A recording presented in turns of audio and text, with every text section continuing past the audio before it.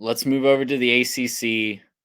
Are you ready for your take, or do you need me to go first to give you some more time to warm up? Oh man, I guess we should just bite the bullet, right? We All should just right. go ahead and do this. All right, folks. Look, here's the deal. We have been critical of this team on this podcast. We have also been, complimentary where they deserve it, right? They have done some good things. We had a winners episode about them a couple weeks ago that you guys crushed and watched a lot. So appreciate you guys for that. Here is my bet. I am betting the over 9.5 wins for the Miami Hurricanes this season. Do I love it? No. Let me caveat. Do I think for a second that thank you. Yes, I love Mario Cristobal. He's my favorite person. No, I love it more if he'd learn how to kneel the football, and I'm still going to give him crap for that because he deserves it. But with that being said, I think when I look at Miami, here's kind of what I'm thinking.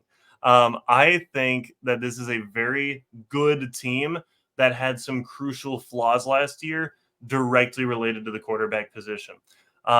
Cam Ward is a very good quarterback that they're bringing in, and they are going to have talent around it. They bring back Restrepo. He's absolutely an alpha number one receiver. He can do that. And if you watch their games last year, you know he's an alpha and he can do what he needs to do. Also, I mean, there's just no way that they haven't practiced some of those in-game situations. I'm going to give them crap for it, right? But there's no way they haven't practiced the kneel down. They're going to kneel it down. They're not going to give away wins in the same manner that they You did, would right? hope so, but the same thing happened at Oregon, and Well, maybe they do it next year. I don't know. yeah. There's got to be something, I guess. But I think the thing is there's a lot of excitement, I think, in Miami right now. Maybe not nationally, but I think there's a lot of excitement around Miami right now. And I think the players in the locker room are really, really bought into what they can do. They're losing some pieces on defense. There's some key pieces, but they're bringing back a lot too. Like they're losing some stars on that top end, but after that, they don't really lose that much from the defense. And so I think that this is going to be a really solid squad. And even if they need a little bit of time to warm up, they have one of these softer opens I think I've ever seen. They start at Florida. Now, listen, that is a rivalry game. That is a game that'll matter a lot to both teams. Florida and the swamp, we get it. Come on. This is not a good Florida football team. This is not a good Florida football team. Miami is the better team, and they should win that game at Florida, right? Anything can happen. And, a better Utah team than Florida went in there, a couple years ago and lost. So, look, it happens. But I still think that they're going to end up winning that game and getting a nice boost from it, right? They get to come out, get the boost, get a little bit of the hype behind them, and then they get to go on a tear for a little bit. Florida A&M, Ball State, at USF, Virginia Tech, and Cal before they hit the bye week. I think that's just a chance to rack up stats and feel really good, right? Get in a rhythm, learn what works about your offense, everyone get their role pieces put together and know where you're going. And then let's rock and roll for the last part of the schedule. There is a tricky bit in October. They go at Louisville and then they play Florida State at home. That's a tricky 2-game stretch. If they can steal one of those, this feels like a for sure smash the over. Even if they lose both of those, find me the loss in the back part of the schedule. Duke at Georgia Tech, Wake Forest, and Syracuse. I'm having trouble. I like Georgia Tech as much as the next guy who isn't here right now. Sorry, Mitch. But this year is going to be a little bit rough for the Jackets. I don't think they're going to have the same kind of magic they had last year, and I'm not seeing it down the stretch. I think the only 2 games they're in any real danger of losing would be Louisville and Florida State, and I don't think that they're going to have much problem with the schedule otherwise. So man, Miami getting to 10 wins feels like it has to happen. And dare I say it, but if they win just one of those games against Louisville or Florida State, this could be a playoff bound Miami Hurricane squad with one loss in the regular season. I don't think it'll happen. My I think goodness. somehow they're going to find a way to go 8-4 because they just have to. But I don't see the losses on the schedule. They'd have to do some epic meltdown type of stuff to end up losing, more than I think 2 or 3 max.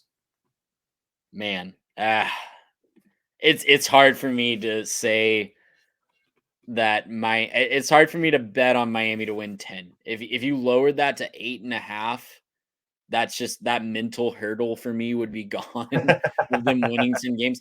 I mean, the fact of the matter is that's happened one time since they won their last national championship Yeah. in 2003, or in 2002.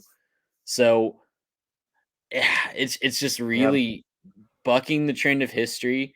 I think if they win 10 games, they're definitely in the ACC championship game. And depending on who those two losses are to, if they're in conference, maybe not. But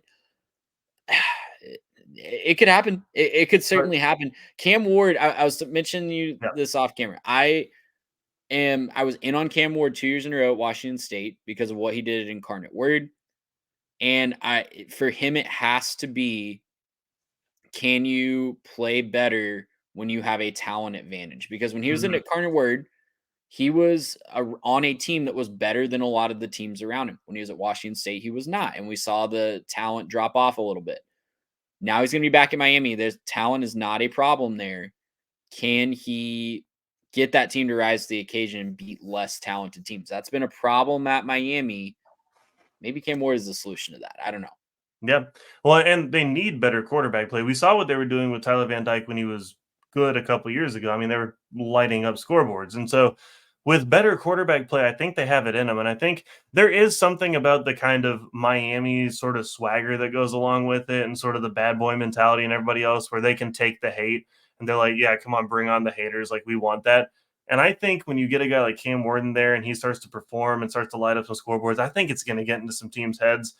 This would be my big, like, circle it if I'm Florida State game, because Florida State having to go into that stadium against a possibly one loss, two losses at the most, but probably just one loss team in Miami, that's going to get all the hype. I can't imagine game day won't find a way to be there.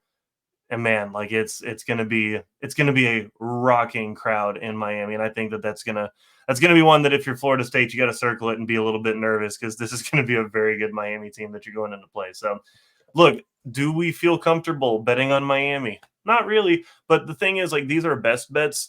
These aren't good bets necessarily. I think the ACC is so hard to predict year in and year out, and with so much turnover Absolutely. and with so many people coming in and going out, they had a lot of transfers out of this conference. I just really don't know what to expect from a lot of this conference. I just didn't see the same hemorrhaging at Miami that I did from a lot of other places, and so I'm thinking that Miami has one of the better shots. Florida State obviously I think is the obvious yes right now in the conference. They're going to be the team to beat. And if Clemson can keep putting it together, they'll still be there. But like if you look at their schedule for Miami, they miss Clemson, they miss North Carolina, they miss NC State.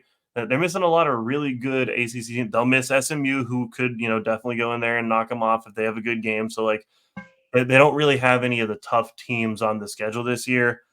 They got just about as good of a schedule as you could want from an ACC team.